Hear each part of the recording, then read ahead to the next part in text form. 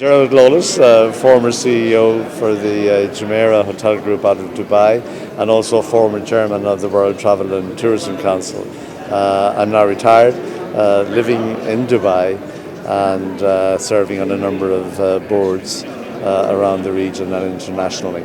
Tell me about the event here at the Philippines. First one for quite a long time, having been the world's been so quiet because of the pandemic. Well, how appropriate it should be that World Travel and Tourism Council would be one of the first organisations to go back here, a country that is so dependent on travel and tourism and gains so much from the benefits of travel and tourism. So on behalf of WTTC, I say we're really delighted to be here, and especially the Filipino people, I think, are the most hospitable, welcoming people in the travel and tourism business. Numbers are saying that the tourism industry is slowly growing in numbers in terms of growth. How does it feel to see this nowadays, that people are kind of having thinking, I want some good news now? Well, I think more importantly, people want to travel.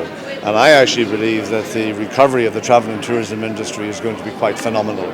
We see already this pent-up demand where actually companies around the world, I know in my original home country of Ireland, they say that within the hospitality business they've got 40,000 vacancies. And this is in a country of a population of 5 million people.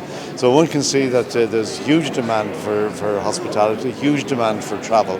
And I think that our growth rates will be as much as we can actually cope with the increased demand. So as COVID begins to dissipate, hopefully, and as countries open up, I think you're going to see more and more demand growing, and the actual projections for the industry will be achieved, in my opinion. They said here about the global pass.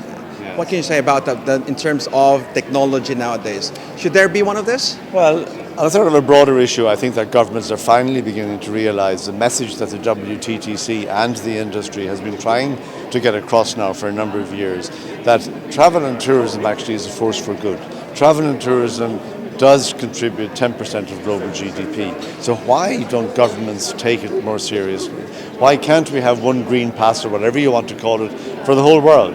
Why does it have to be different for every country? And we should really be making the whole travel journey seamless and efficient and very much safe at the same time. But there's no need for everybody to have to fill in a different form to go anywhere. If the World Health Organization approves it and major countries around the world agree to be part of that, then I think it's time for the global community to sign up to one type of pass to fit it. We have the technology. It's not a matter of technology, it's a matter of whether or not there's a will with governments to really understand the significance and the importance of this industry. Last question for you then. What is your best takeaway here for the WTTC in the Philippines? Well, it's not because I'm talking to you, it's not because I'm here, but I really genuinely believe that Filipinos are an example of what the hospitality industry is about. I've worked with Filipinos all my career. I actually have a Filipino daughter as well. So, all I can say is that I'm very, very proud and pleased that we're here in the Philippines, because the level of hospitality, the welcome that we receive, but it's not just a welcome in words only, it's the efficiency of everything that has been done for the organisers of the WTTC Global Summit here in the Philippines, here in Manila, has been phenomenal, and thank you very much, the Philippines. Thank you, and welcome back again to the Philippines. Thank you. Nice to be back. Salamat. Salamat. Salamat.